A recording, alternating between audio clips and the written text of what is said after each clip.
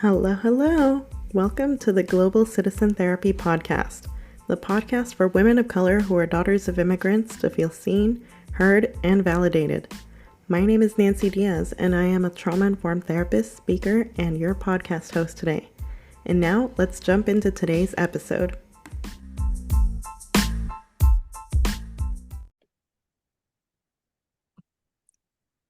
Welcome back.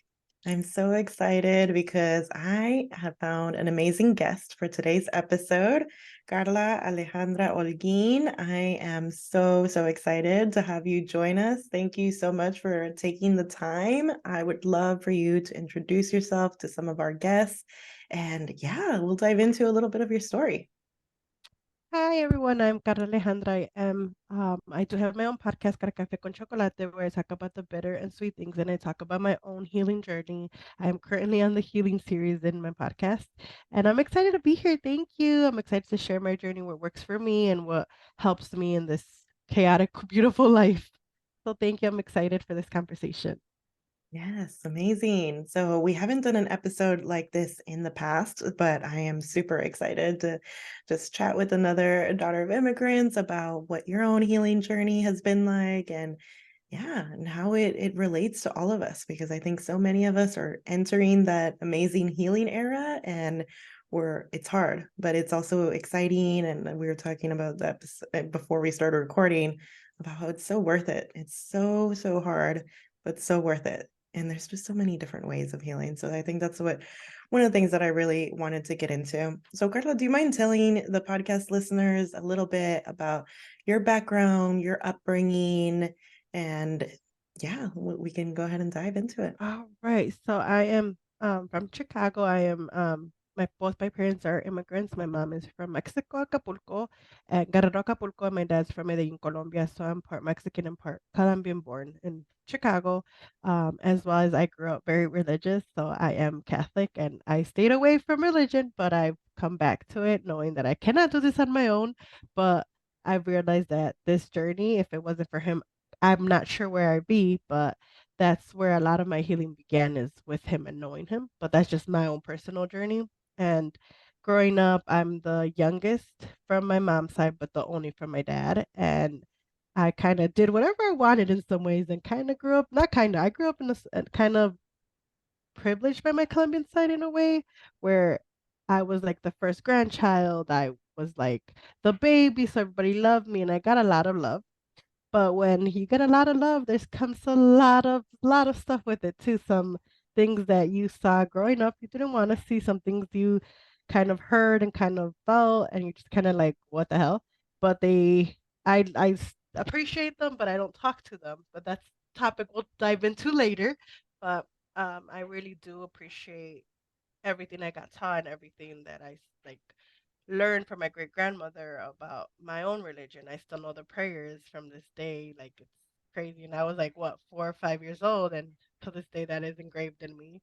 But that is what mostly is about me. And I love helping other women. I'm such a social butterfly. Like it comes natural to me. I have such a way to communicate and talk to people. Any job I've had, I've connected with other people, and they're just like they always just resonated with my smile or something that I've said, and I've always been like the dig a little deeper type of person where I'm like, I want to know the why or the how. How can I help you in this journey? Why are you this way? Like I've always been that kind of nerdy in both psychology and books and getting to know people a little deeper on how and why they're acting that way. That's what I love to do. Yeah. Yeah, and I think that that's something that so many daughters of immigrants have in common is that we want to help others so much. And it's just part of our nature that we're just so genuine and just whenever we meet someone, just even random on the streets and they tell us something that they've been through, we want to help them. And so many of us go into helping professions, whether it's helping even lawyers, right? I mean, daughters of immigrants that become lawyers, how many of them become immigration lawyers or they become like people doing pro bono work or they find like we find a way to give back, to make a difference, to have some kind of impact. And I think that it's beautiful and definitely one of the strengths that we have as daughters of immigrants. And I love that you shared your journey, especially, it sounds like you've experienced maybe some religious trauma, and it was hard for you to kind of have that relationship with God. And now you've found that, and that's been like a strength for you now. Is that right? Correct. Yes, I feel like it started based off other people's projection. Other people, you know how they say Catholics are the most hypocritical religion ever, and it is true. It's not gonna lie, it's true because we're the ones praying, but at the same time we're judging the next person, and that's not what I wanted. But I learned that Right. from my own grandmother, my Colombian one. She would pray, but then she would judge my mother, and she would judge everybody else, and I'm like, honey, have you looked at yourself in the mirror? Are you perfect? Because none of us in this world is perfect. And if you strive that perfectionism, and you're creating a facade, and that facade is gonna fade away, and people will see right through that bullshit, honey. And people did. And I'm like, and I would go off on her because she would disrespect my mother, my sister, and just everybody. And I was like, and that's when I realized that's not what God wants for us. We're not supposed to gossip. That's not what God is. God is loving. God is His love is unconditional. And we should all strive to have that love for others, even no matter Hmm. what they've done, depending on what they've done. Let's say that. But I've learned a lot from how I don't want to be that when I grow up, and I learned that a lot from her. But I created an idealization of her love that I thought I needed, and I was like, I miss her so much. I love her so much. She's like, technically, she was kind of like a diosa for me. And I'm like, but why though? Why was that love so entangled to me the way it was? Because she manipulated me. She did a lot Hmm. of manipulations to me. She bought me things. She convinced me that I was this golden child. And I'm like, hold up.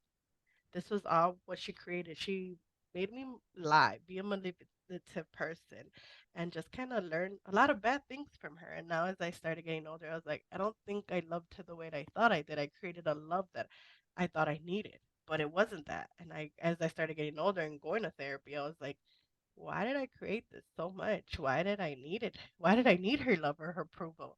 And I'm like, I don't think I ever did. I think it was because, like I said, I created this image of her that I wanted and thought I could like create, if that makes sense. But now I look at it and I'm just like, yeah, no, you're unhealthy. You are definitely a narcissistic woman and you pass that on to your son. And I Yeah. started to become the change I wanted to see. So I started shifting my mind. I started working on therapy, started healing my inner child, started really digging deep on how I don't want to be in this world because my grandmother had passed on a lot to my dad. And my dad projected that on me, and I saw that narrative a lot. And I'm just like, oh Lord. And I was like, I didn't know how to be. I was angry with my dad. He was angry at me for what happened. And I'm just like, okay, that's not how I wanted this to work out, Dad, but okay. And we're still working through our relationship. It's Yeah. still a challenge. I was, he was my hero. I was his little girl, but that's still a tough topic for me because for me and him, we're still working through that challenge, you know? Yeah. So, yeah. Yeah, and I think that there's so much enmeshment in Latinx families, but I think with daughters of immigrants in general, we have that burden, and we have all these very complex family dynamics that I think make it really challenging for us to have the types of relationships that we really would have loved to have with our parents, with our grandparents, with even siblings, with extended family members. It can be really hard. And I know that before we started recording, we were talking about grief. And I think that yeah, that's definitely part of the healing journey that is really Oh, hard and that I think isn't talked about enough. We talk about grief when it comes to yeah. losing someone to Mm-hmm. the other side, but we don't talk about grieving the type of family member that we would have loved to have in our lives. Yeah. And I That's a think school that's topic. and you'll be really interested to know this because we were talking also before we started recording about the power of writing and how that's so helpful for so many of us in our own healing journey. And I know for a lot of my clients, writing is, one of the ways that that really helps them because I think so many of us have never actually put into words everything that we're feeling. And I think like for me, even in my own therapy session this week, when my therapist was like, write about like the grief, right? And write about what you're feeling when it comes to your mom and the mom that you wanted her to be. And I was like, "Oh, I've done this work already, like I've given that some thought. Like it is I don't want to think about it more." but what the power of the notebook and pen, right?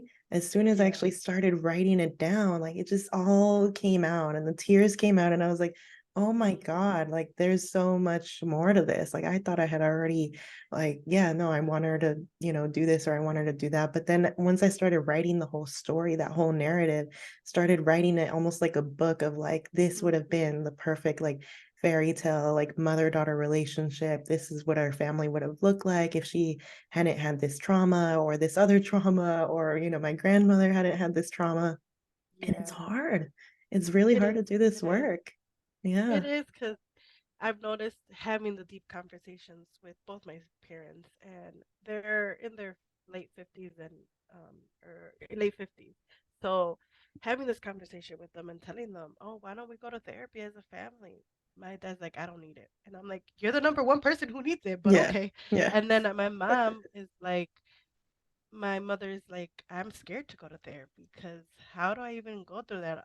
All she knew and taught us, my siblings and I, is to work, always bring money in the household, always like we're working women and sons, like that's who we are.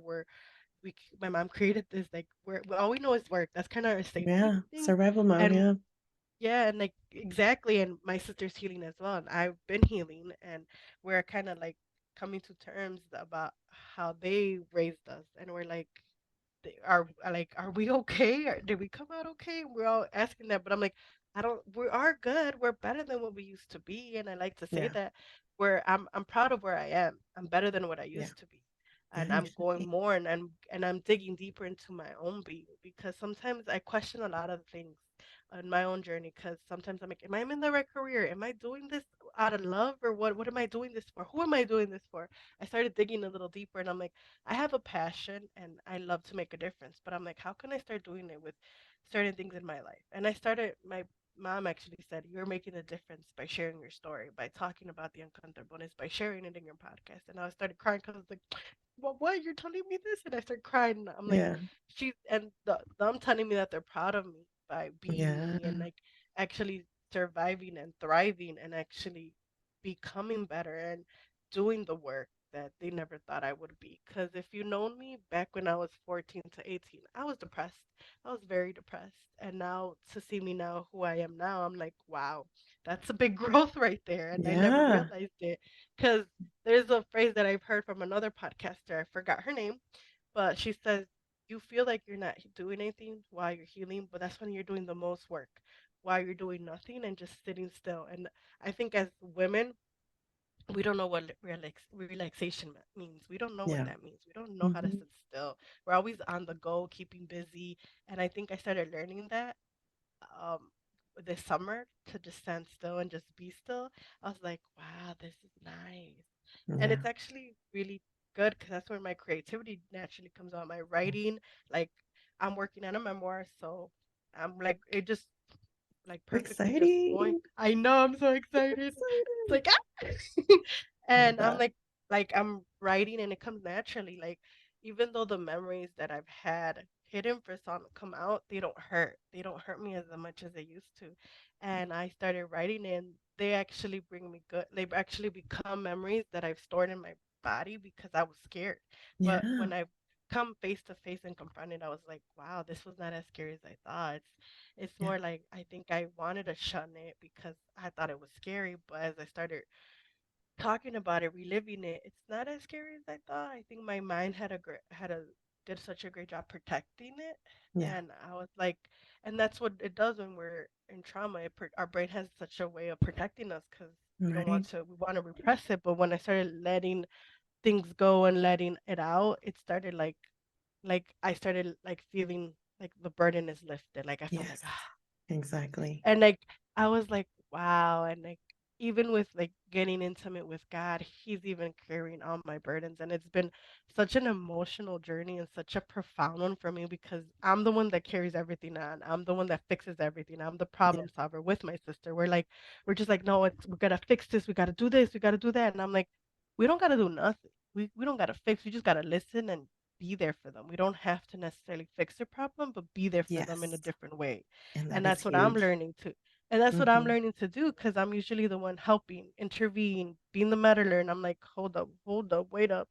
This is not how it worked out, Carla. You got to realize that you're meddling in people's lives. You got to learn to just take a step back, listen, and that's when you will do the true healing. It's like truly listen to people and listen to their voice, their tone of voice. And for me, I never knew what that meant. I always trying to fix people, try to help people because I think a part of me wanted that for me too. Yeah. And Yeah. and and I started sitting back and just being like, I cannot fix you. I could only guide you and help you, but and Yeah. how can I help you if you don't even want the help yourself, you know? So that's when I started realizing I gotta take a step back. This is not Mhm. I'm not Jesus to fix your life. I'm Yeah. far from that, you know. So I started to learn that and I learned that by losing people, by Hmm. losing friendships, by like being on my own, you know, literally staying like learning to be my own best friend, if that makes sense. Yeah. No, that Yeah. makes sense. Yeah.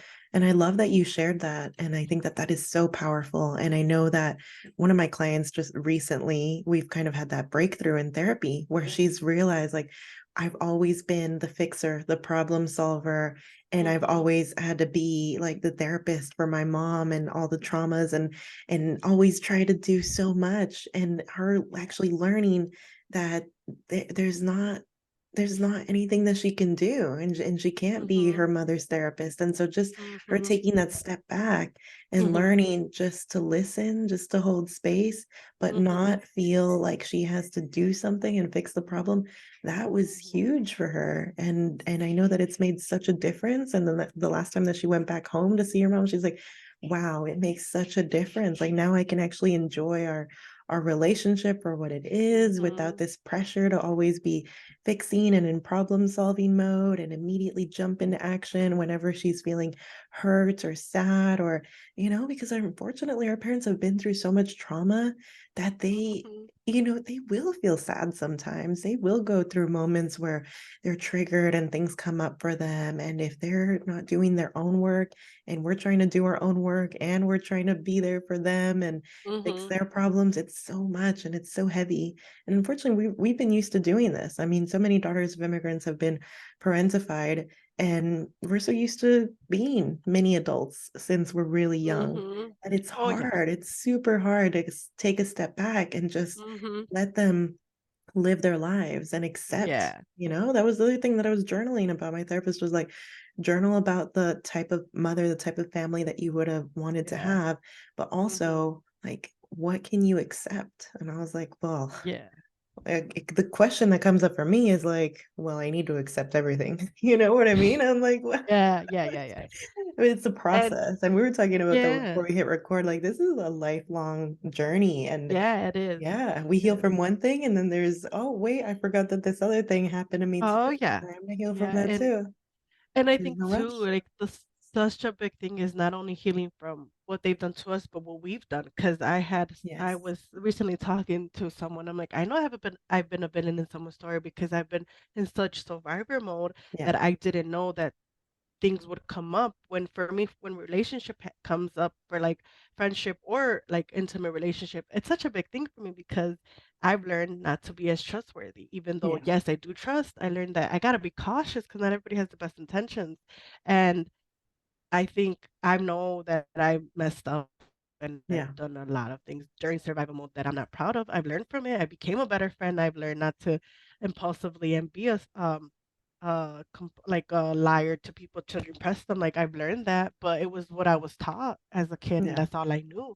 And changing that narrative was such a big thing. You know, I had to go to therapy, like really dig deep. I had to do the hard work, and I was like, I don't know what this means. I don't like this. This is gross. But once I Yeah. started learning it and started really digging deeper, I really was like, wow, this is actually amazing. And it's kind of like an out of body experience because it's like, well, you had to see yourself in a different light, you know? Exactly. Yeah, Yeah. yeah. And I'm so glad that I found you and that you were willing to come on and share your story. I mean, I always love to share how I find my guests. So I found Carla on We All Grow Latina, and I put up a post and she responded right away. And it wasn't until we were chatting before this episode that she mentioned that she actually also attended the live workshop of breaking taboos and communicating about sex with confidence. It's And amazing. Yeah, yeah. Yeah. Thank you. Thank you. I mean, Yeah. I just wanted to bring something that was like, let's just talk about these things that are so taboo. And when you said Yeah. like, I want to come on and talk about these things, I was like, yes, Yeah. please. Like, let's have this Yeah. conversation. It's still so taboo that Yeah. I was telling you, I was like, it's actually been a challenge for me to find guests to come on because yeah, within our communities, and it's still something that's so hard for daughters of immigrants Oh to yeah. talk about. And Oh especially like yeah. we've been talking a lot about trauma, just as we've been chatting in this episode. And yeah, sexual trauma and sexual assault is something that's even more taboo Oh and yeah. harder for us to talk about. But we Oh know yeah. that when we start to see others share their Mhm. stories, share their experiences, we know that it resonates. We know that it helps so many other Mhm. people. We know that it helps other people come forward and Mhm. speak out about these things that are happening. And it's so, so powerful. So I Oh hope you yeah. don't mind like sharing a little bit about your experience Yeah, and yeah, for just as sure. much as you're So, comfortable. no, no, for sure. So, for me, this started when I was a child. I started getting molested by an uncle. Well, I wouldn't call him an uncle, but my dad's brother. And it started progressing to more things. But the things he would tell me, like he would say, I deserve this, and your dad told me to do this to you. But it's because I never realized until I hit 20 that he was envious of my dad because my dad had gotten the wife and the kids, and my dad works hard, and he was the oldest of his family. But I didn't realize that that's whatever happened to me. I never realized that, holy crap, like I would get raped by someone that was close to home. Mhm, And when I actually shared my story and told my family, it's still a big topic because me and my dad chooses not to believe it because it hurts him, but he didn't realize the depth of it. He thought it was just touching. But when recently, a couple weeks ago, when I told him like it wasn't touching, it was rape, he was like, he he went ballistic. And I remember when my sister first told him, he didn't hold space for me the way I wanted. He kind of threw a berrinche like a little kid threw himself in the floor. And that's not the reaction I wanted or needed. I needed him to tell me, sit me down and be like, mija, vas a estar bien, vamos a seguir adelante. But no. And I expected my grandmother to handle this a different way too. I would have wished if she confronted both my parents and sat them down, you know what, this is what happened to her. How can we help her? It would have been great. mhm, Things would have been much better. I would have gone through a better healing process. Not saying that my process is bad. I'm just saying it would have been a little bit more supportive in a way. But don't get me wrong, mhm, I had a great support. Just it would have been great to confront things the way it should have. But it didn't go that way. And I, like you were talking about grief, and my therapist in the summer told me to write a letter about my dad and my grandma, the relationship I would have wanted to have with them. And mhm, I'm like, that's a big one for me because I would have wanted my dad to tell me, mija, todo vas a estar bien, vamos a sanar de esto, vamos a hacerlo como familia, vamos a hacerlo juntos, pero never got that. He still doesn't have that's the topic is still not talked about in this household with him. With my mom, yes. With my sister, yes. With my brother, yes. And my brother-in-law, but with him, that is not, and it will never be like that. mhm, But I think I'm grieving a father that I expected him to be, but he's grieving a daughter he wanted me to be too. And recently my mother and I had that conversation, and I'm like, but too, I think being sexually assaulted, I was very scared to have sex. I was very traumatized till later on when I hit 21. That's when I started being hypersexualized.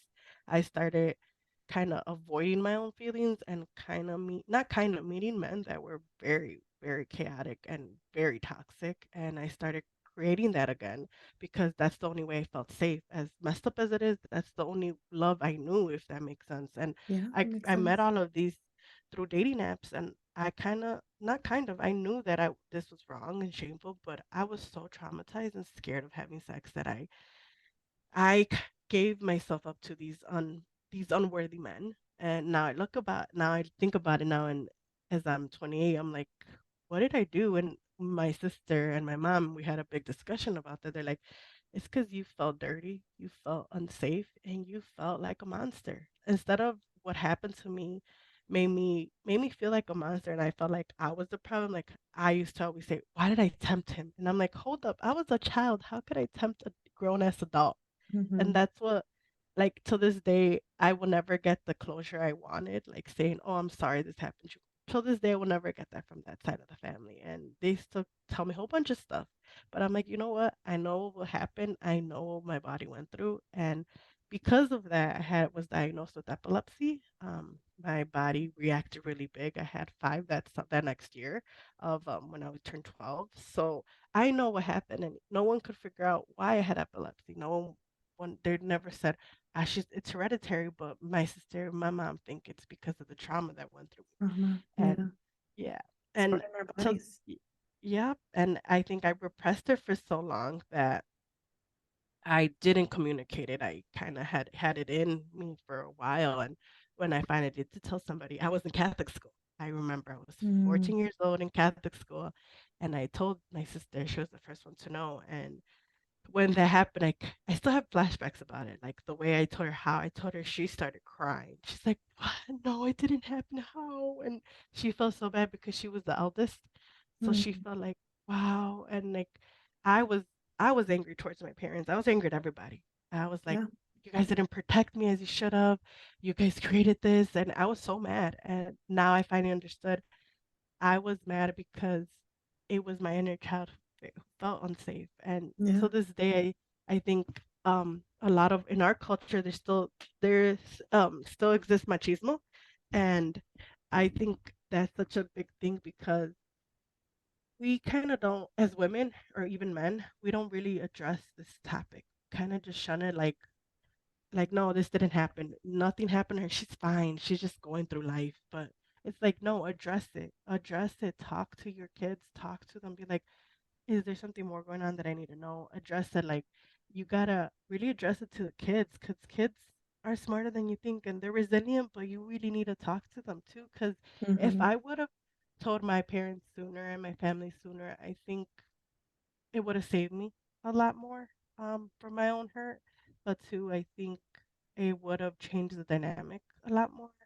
And I didn't go to court. I didn't want them to go to jail because I knew that deep down there's a bigger God in this world that will judge them. And I'm not here to judge them. But I still, in some part of me, still feels guilty because it's like, what if they're hurting other people? What if they're causing more hurt? And I still feel that guilt in some ways. But I've learned that I'm not responsible for them.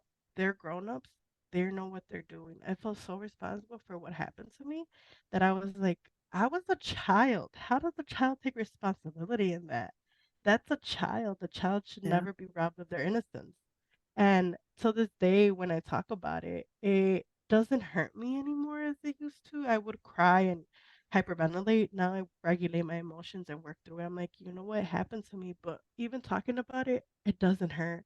It made me a better person and learned and taught me a lot. Even with when I choose dating, it taught me to read people quite well and read them that their intentions are not that great. But I've learned that this is part of me. It does not define me, but I don't want you guys to realize that going through this does change your life and you will experience certain sexual sexual fantasies or hyperfixations as well as hypersexuality. And I want you guys to take grace on that. Like, don't judge yourself for it. Like, yes, we all have done things we're not proud of. And yes, I put myself in these predicaments because that's all I knew at the time. I was surviving my own trauma and I was hiding my own trauma, if that makes sense.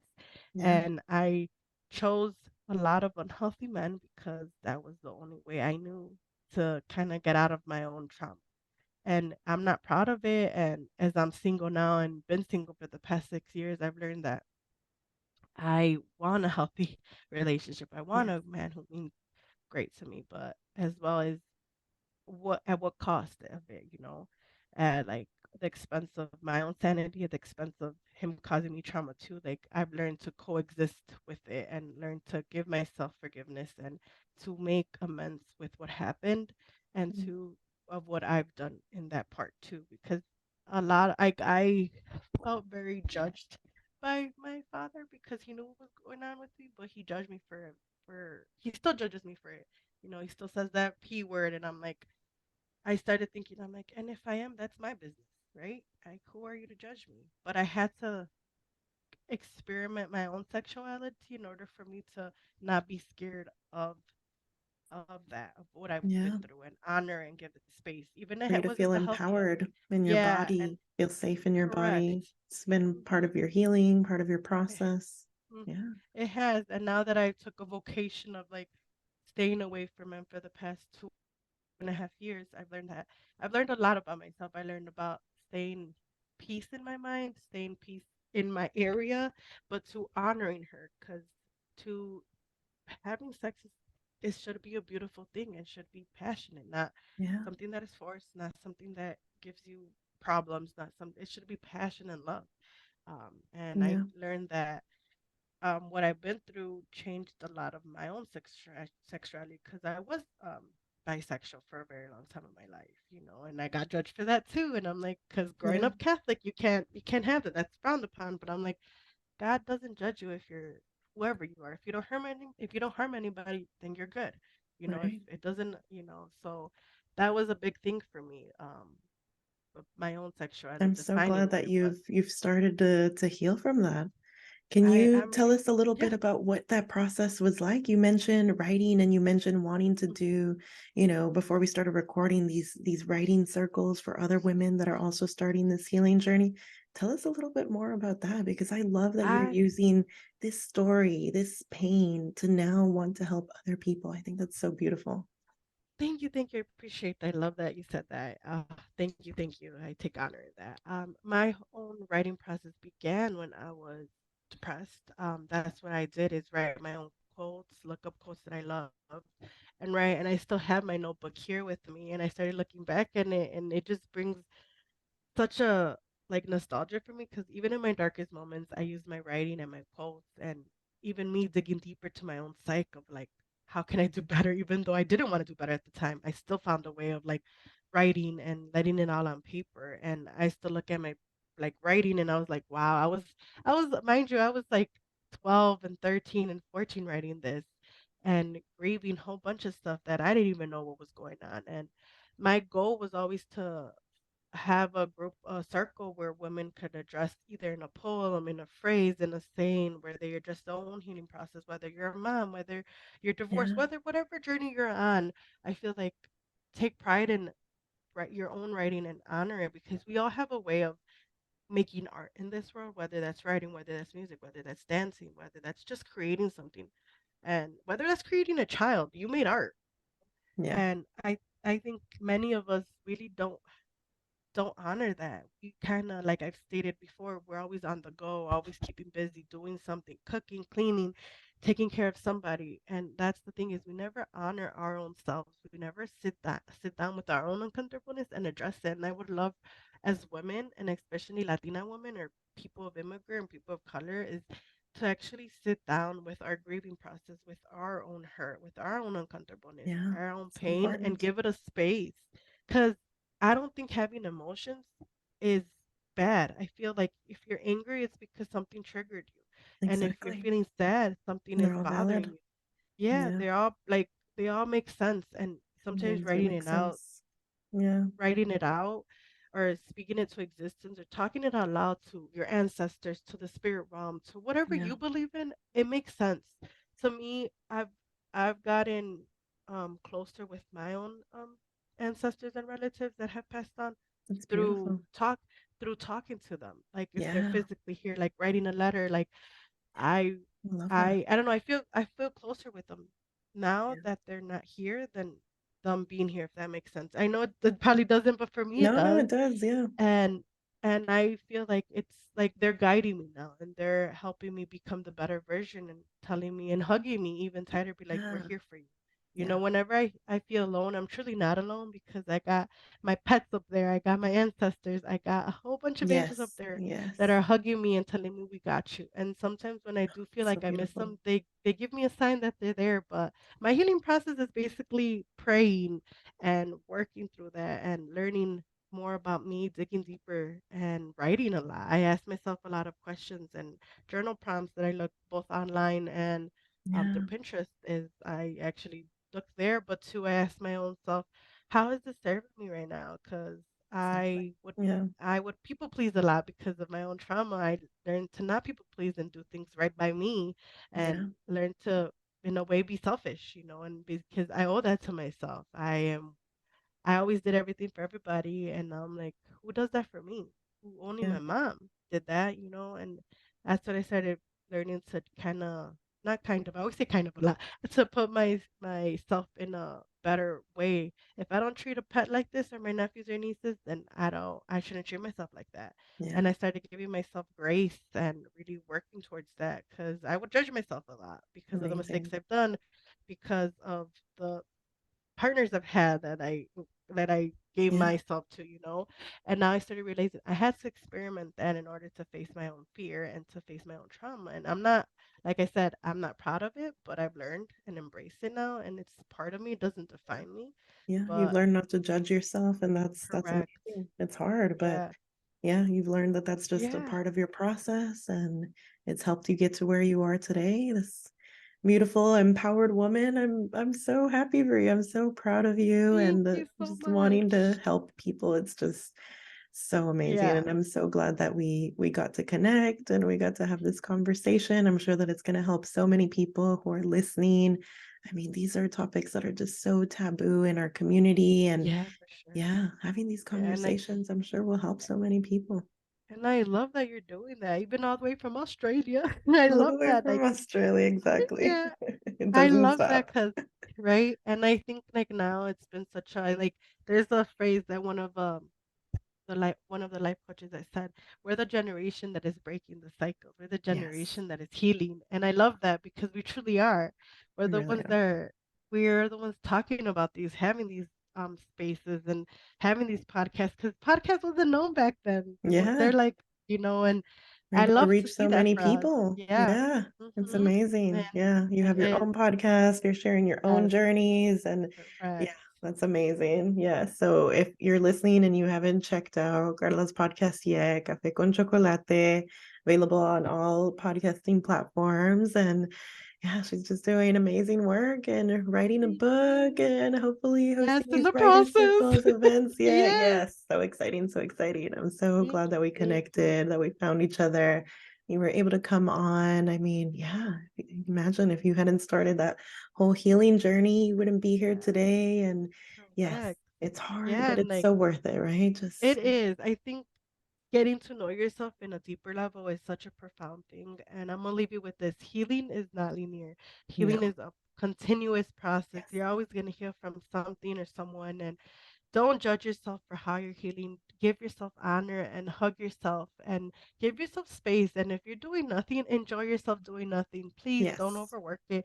Relax and just learn to just honor that healing journey because healing is such a beautiful thing. And even for me, I love it. And it's shown me a lot of healing and understanding and shown me compassion to even the worst person ever.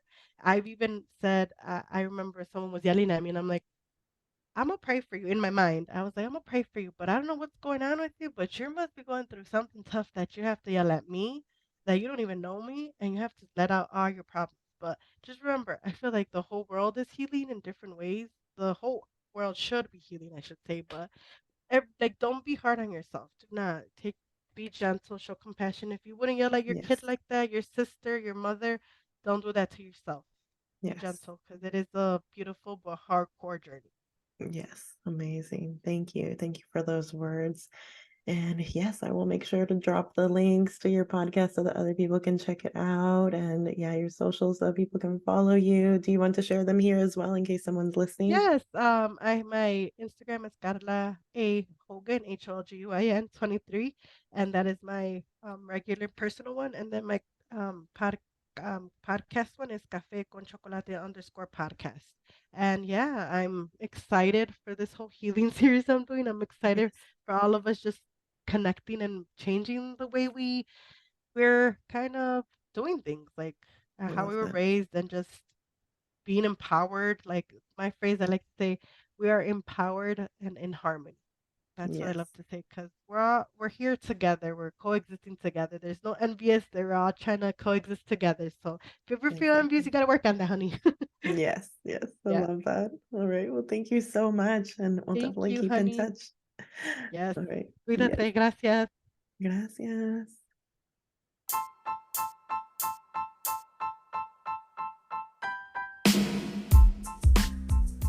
Thank you so much for listening, and I hope you enjoyed today's episode.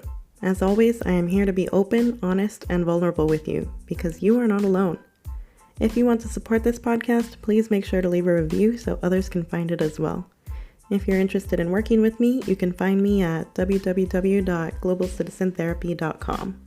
And if you'd like to heal your relationship with self-care and learn more about how to find the type of soul care that works for you, you can find the link to my workshop in the description of this podcast episode. Thank you again, and see you next time.